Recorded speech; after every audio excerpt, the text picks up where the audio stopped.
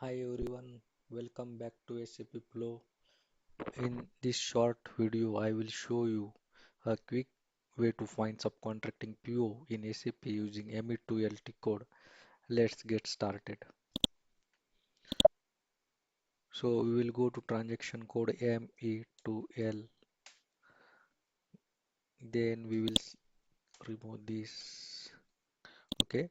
So here I will select the item category subcontracting, that is L.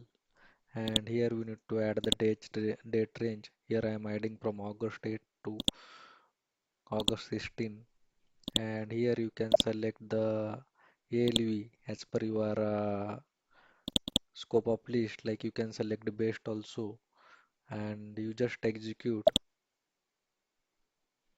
Once you execute, you will get the purchase order, so you can check any purchase order.